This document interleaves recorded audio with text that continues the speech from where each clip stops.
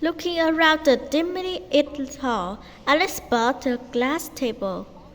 On top of it lay a tiny gold key.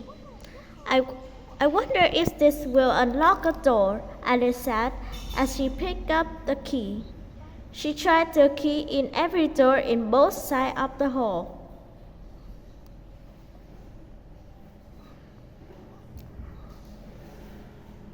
It was too small, but Alice didn't give up.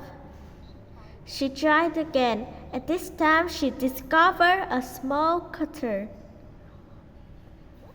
This wasn't here before, Alice says, pulling aside a curtain. Behind it was a door about 50 inches high, and the tiny gold key fits perfectly. Alice opened the door and knelt down.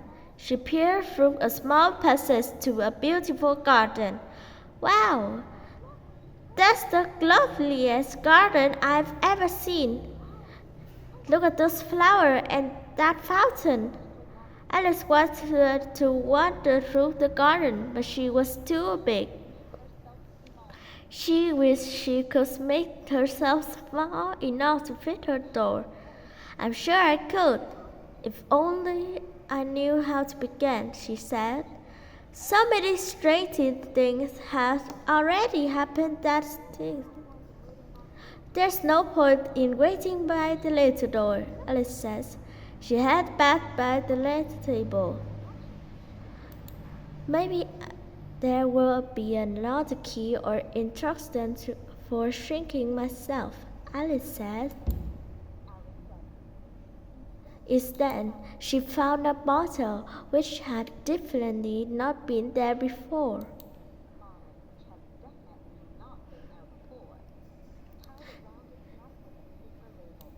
Tied around its neck was a paper label.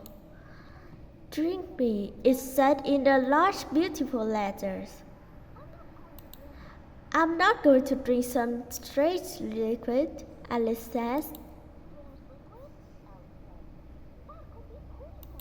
That could be poison.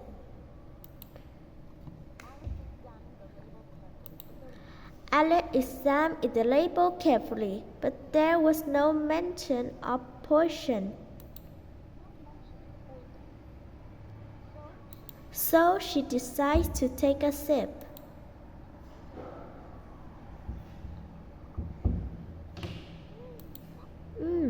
That's delicious, Alice licked her lip.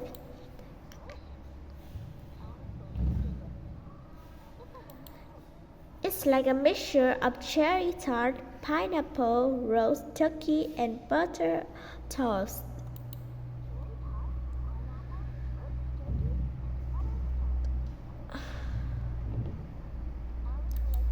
Alex liked the liquid so much that she soon finished the whole bottle.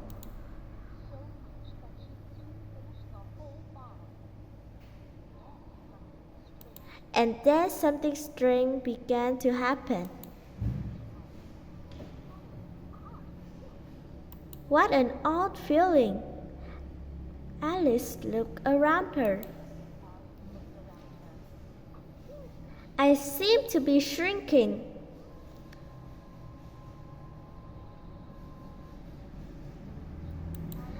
And indeed, Alice was only 10 inches high, but she was not upset.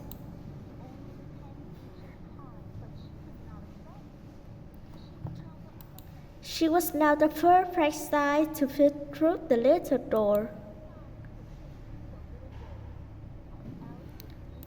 Alice was eager to enter the garden, but she waited a few minutes.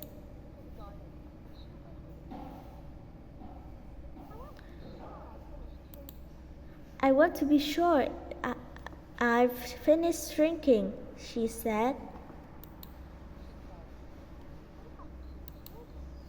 What if I keep shrinking until there's nothing left of me?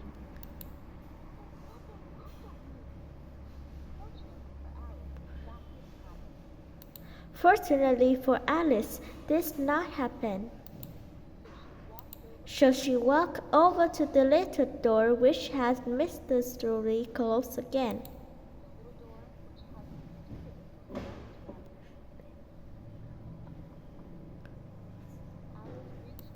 Alice reached in her pocket for the key.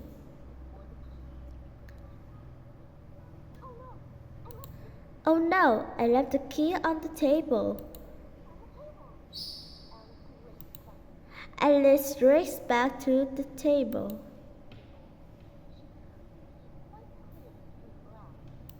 She could see the key quite clearly through the glass. But there's no way she could reach it. Trying to climb one of the glass legs, Alice slid back to the floor.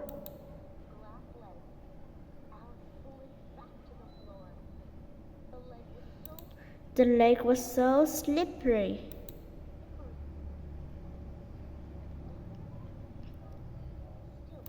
Still, she kept trying until she was exhausted.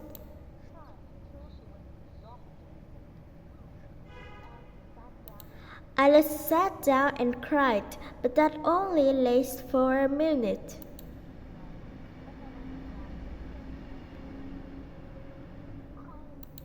Crying won't help you, Alice said to herself.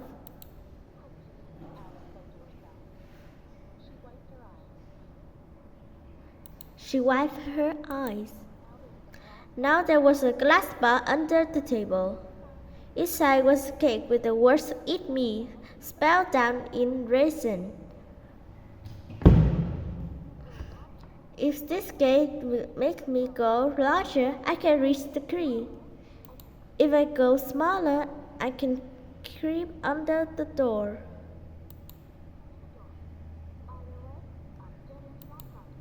Either way, I get into that garden.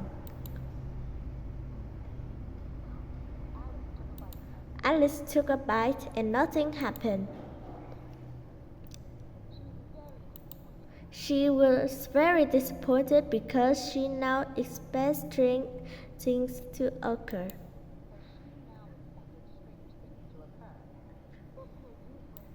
This is a useless cake, Alice says. But she ate it all anyway. And then she began to grow.